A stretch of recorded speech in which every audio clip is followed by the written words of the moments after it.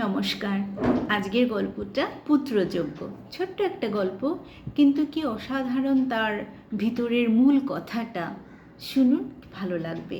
এটি গল্পগুচ্ছেরই অন্তর্গত পুত্রযজ্ঞ। বৈদ্যনাথ গ্রামের মধ্যে বিজ্ঞ ছিলেন, সেজন্য তিনি ভবিষ্যতের দিকে দৃষ্টি রাখিয়া বর্তমানের সমস্ত কাজ করিতেন। যখন বিবাহ করিলেন তখন তিনি বর্তমান নববধূর অপেক্ষা ভাবী নবকুমারের মুখ স্পষ্টত রূপে দেখিতে পাইয়াছিলেন।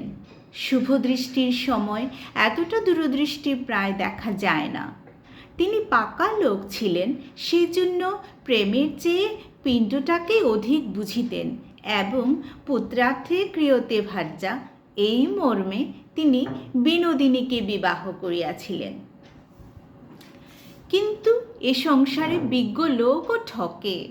যৌবনপ্রাপ্ত হইয়াও যখন বিনোদিনী তাহার সর্বপ্রধান কর্তব্যটি পালন করিল না, তখন পুণ্যাম নরকের দ্বার খোলা দেখিয়া বৈদ্যনাথ বড় চিন্তিত হইল। মৃত্যুর পরে তাহার বিপুল ঐশ্বর্যই বা কে ভোগ করিবে, এই ভাবনায় মৃত্যুর পূর্বে তিনি সেই ঐশ্বর্য ভোগ করিতে এক প্রকার বিমুখ হইলেন। পূর্বেই বলিয়াছি, বর্তমানের অপেক্ষা ভবিষ্যৎটাকেই তিনি সত্য বলিয়াই জানিতেন। কিন্তু যুবতী বিনোদিনীর নিকট হঠাৎ এতটা প্রাজ্ঞতা প্রত্যাশা করা যায় না। সে বেচারা দুর্মূল্য বর্তমান, তাহার নববিকশিত যৌবন বিনা প্রেমে বিফলে অতিবাহিত হইয়া যায়, এটি তাহারই পক্ষে সবচেয়ে শোচনীয় ছিল। সে যাহাই বলুক, এই বয়সটাতে ভালোবাসা দেওয়া এবং ভালোবাসা পাওয়াই রমণীর সকল সুখ এবং সকল কর্তব্যের চেয়ে স্বভাবতই বেশি মনে হয়।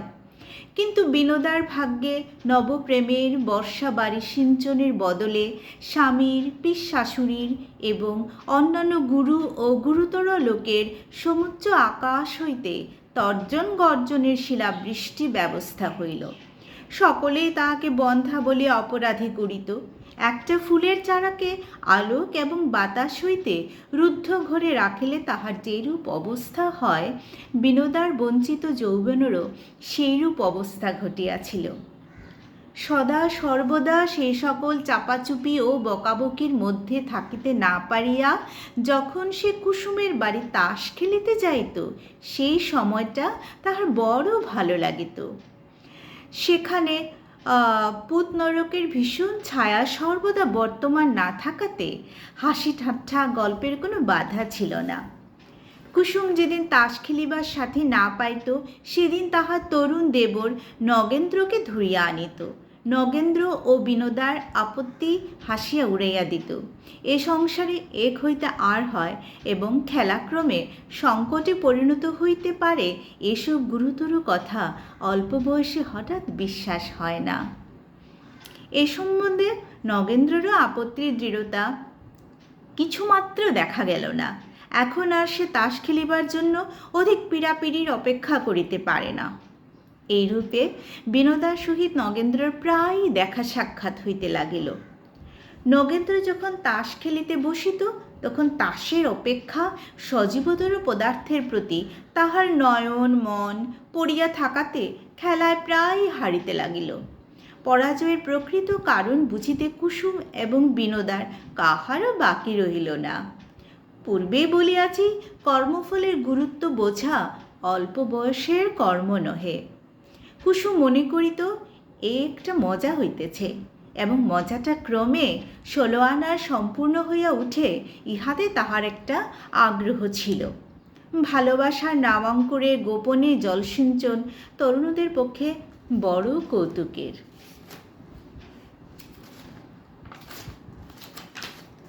বিনোদারও মন্দ লাগিল না।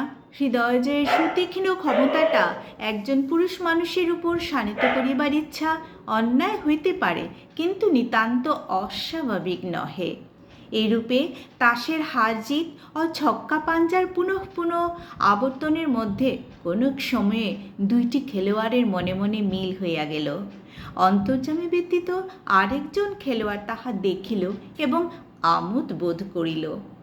একদিন দুপুরবেলায় বিনোদা কুসুম ও নগেন্দ্র তাস খেলিতেছিল। কিছুক্ষণ পরে কুসুম তাহার রুগ্ন শিশুর কান্না শুনিয়া উঠিয়া গেল। নগেন্দ্র বিনোদার সহিত গল্প করিতে লাগিল, কিন্তু কি গল্প করিতেছিল তাহা নিজেই বুঝিতে পারিতেছিল না। রক্তস্রোত তাহার হৃৎপিণ্ড উদ্বেলিত করিয়া তাহার সর্বশরীরের শিরার মধ্যে তরঙ্গিত হইতেছিল। হঠাৎ একসময় তাহার উদ্দাম যৌবন বিনয়ের সমস্ত বাঁধ ভাঙিয়া ফেলিল। হঠাৎ বিনোদার হাত দুটি চাপিয়া ধরিয়া সবলে তাহাকে টানিয়া লইয়া চুম্বন করিল। বিনোদা নগেন্দ্র কর্তৃক এই অবমাননা ক্রোধে ক্ষোভে লজ্জায় অধীর হইয়া নিজের হাত ছাড়াইবার জন্য টানাটানি করিতেছে, এমন সময় তাহাদের দৃষ্টিগোচর হইল ঘরের তৃতীয় ব্যক্তির আগমন হইয়াছে। নগেন্দ্র নতমুখে ঘর হইতে বাহির হইবার পথ অন্বেষণ করিতে লাগিল। পরিচারিকা গম্ভীর স্বরে কহিল, বউ ঠাকুরন, তোমাকে পিসিমা ডাকছেন। বিনোদা ছলছল চক্ষে নগেন্দ্রের প্রতি বিদ্যুৎ কটাক্ষ বর্ষণ করিয়া দাসীর সঙ্গে চলিয়া গেল। পরিচারিকা যেটুকু দেখিয়াছিল তাহাকে রস্য এবং যাহা না দেখিয়াছিল তাহাকেই সুদীর্ঘতর করিয়া বৈদ্যনাথের অন্তঃপুরে একটা ঝড় তুলিয়া দিল। বিনোদার কি দশা হইল সে কথা বর্ণনার অপেক্ষা কল্পনা সহজ। সে যে কতদূর অপরাধ নিরপরাধ কাহাকেও বুঝাইতে চেষ্টা করিল না, নতমুখে সমস্ত সহিয়া গেল। বৈদ্যনাথ আপন ভাবী পিণ্ডদাতার আবির্ভাব সম্ভাবনা অত্যন্ত সংশয়াচ্ছন্ন জ্ঞান করিয়া বিনোদাকে কহিল, কলঙ্কিনী, তুই আমার ঘর হইতে দূর হইয়া যা। বিনোদা শয়নকক্ষের দ্বার রোধ করিয়া বিছানায় শুইয়া পড়িল। তাহার অশ্রুহীন চক্ষু মধ্যাহ্নের মরুভূমির মতো জ্বলিতেছিল। যখন সন্ধ্যার অন্ধকার ঘনীভূত হইয়া বাহিরের বাগানে কাকের ডাক থামিয়া গেল, তখন নক্ষত্রখচিত শান্ত আকাশের দিকে চাহিয়া তাহার বাপ মায়ের কথা মনে পড়িল এবং তখন দুই গণ্ড দিয়ে অশ্রু বিকলিত হইয়া পড়িতে লাগিল। সেই রাত্রি বিনোদা স্বামীগৃহ ত্যাগ করিয়া গেল। কেহ তাহার খোঁজও করিল না। তখন বিনোদা জানিত যে প্রজনার্থং মহাভাগা, স্ত্রী জন্মের মহাভাগ্য সে লাভ করিয়াছে। তাহার স্বামীর পারলৌকিক সদ্গতি তাহার গর্ভে আশ্রয় গ্রহণ করিয়াছে। এই ঘটনার পর 10 বৎসর অতীত হইয়া গেল। ইতিমধ্যে বৈদ্যনাথের বৈষয়িক অবস্থার প্রচুর উন্নতি হয়েছে। এখন তিনি পল্লীগ্রাম ছাড়িয়া কলিকাতায় বৃহৎ বাড়ি কিনিয়া বাস করিতেছেন।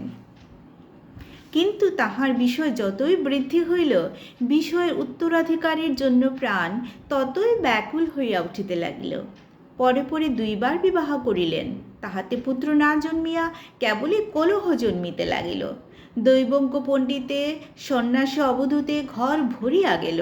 শিকড় মাদুলি জলপোড়া এবং পেটেন্ট ঔষধের বর্ষণ হইতে লাগিল। কালীঘাটে যত ছাগ শিশু মরিল, তাহার অস্থিস্তূপে তৈমুরলঙ্গের কঙ্কাল জয়স্তম্ভ ধিকৃত হইতে পারিত, কিন্তু তবু কেবল গুটিকত অস্থি ও অতি স্বল্প মাংসের একটি ক্ষুদ্রতম শিশুও বৈদ্যনাথের বিশাল প্রাসাদের প্রান্তস্থান অধিকার করিয়া দেখা দিল না। তাহার অবর্তমানে পরের ছেলে কে তাহার অন্ন খাইবে, ইহাই ভাবিয়া অন্নে তাহার অরুচি জন্মিল। বৈদ্যনাথ আরও একটা স্ত্রী বিবাহ করিলেন, কারণ সংসারে আশারও অন্ত নাই, কন্যা দায়গ্রস্ত পিতারও কন্যার আর শেষ নাই। দৈবজ্ঞের কোষ্ঠী দেখিয়া বলিল, ওই কন্যার পুত্রস্থানে যেরূপ শুভযোগ দেখা যাইতেছে, তাহাতে বৈদ্যনাথের ঘরে প্রজাবৃদ্ধির আর বিলম্ব নাই। তাহার পরে 6 বৎসর অতীত হইয়া গেল, তথাপি পুত্রস্থানের শুভযোগ আলস্য পরিত্যাগ করিলেন না। বৈদ্যনাথ নৈরাশ্যে অবনীত হইয়া পড়িলেন। অবশেষে শাস্ত্রজ্ঞ পণ্ডিতের পরামর্শে একটা প্রচুর ব্যয়সাধ্য যজ্ঞের আয়োজন করিলেন। তাহাতে বহুকাল ধরিয়া বহু ব্রাহ্মণের সেবা চলিতে লাগিল। এদিকে তখন দেশব্যাপী দুর্ভিক্ষে বঙ্গ, বিহার, উড়িষ্যা অস্থি চর্মসার হইয়া উঠিয়াছিল। বৈদ্যনাথ যখন অন্যের মধ্যে বসিয়া ভাবিতেছিলেন, আমার অন্ন কে খাইবে, তখন সমস্ত উপবাসী দেশ আপন রিক্তস্থালির দিকে চাহিয়া ভাবিতেছিল, কি খাইব। ঠিক সেই সময়ে 4 মাস কাল ধরিয়া বৈদ্যনাথের চতুর্থ সহধর্মিণী 100 ব্রাহ্মণের পাদদ পান করিতেছিল, এবং 100 ব্রাহ্মণ প্রাতে প্রচুর অন্ন এবং সায়াহ্নে অপর্যাপ্ত পরিমাণে জলপান খাইয়া ক্ষুরিসুরা ভার এবং দধিঘৃতলিপ্ত কলার পাতে মিউনিসিপ্যালিটির আবর্জনা সকর পরিপূর্ণ করিয়া তুলিতেছিল।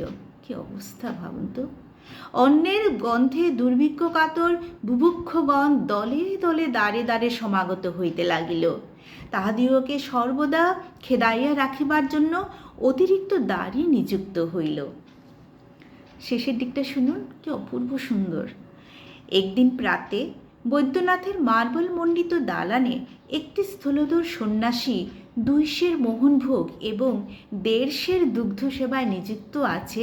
বৈদ্যনাথ গায়ে একখানি চাদর দিয়া জোর করে একান্ত বিনীতভাবে ভূতলে বসিয়া ভক্তিভরে পবিত্র ভোজন ব্যাপার নিরীক্ষণ করিতেছিলেন। এমন সময়ে কোনো মতে দারিদ্রার দৃষ্টি এড়াইয়া জীর্ণ দেহ বালক সহিত একটি অতি শীর্ণ কায়া রমণী গৃহে প্রবেশ করিয়া ক্ষীণস্বরে কহিল, বাবু, 2টি খেতে দাও। বৈদ্যনাথ শশব্যস্ত হইয়া চিৎকার করিয়া উঠিলেন, গুরুদয়াল, গুরুদয়াল! গতিক মন্দ বুঝিয়া স্ত্রীলোকটি অতি করুণ সুরে কহিল, ওগো, এই ছেলেটিকে 2টি খেতে দাও, আমি কিছু চাইনে।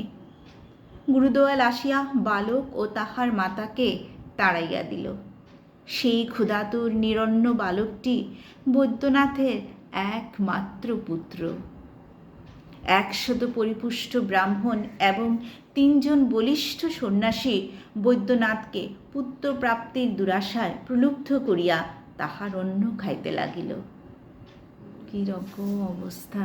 আর এই রকম এই কথাগুলো, এই যে চিত্রটা কবিগুরু কি সুন্দরভাবে তুলে ধরেছেন ওনার এই গল্পের মধ্য দিয়ে। ভালো লাগলো তো না? ভালো লাগলে লাইক করবেন প্লিজ। আজ আসি, অন্যদিন কোনো একটা গল্প নিয়ে আসবো।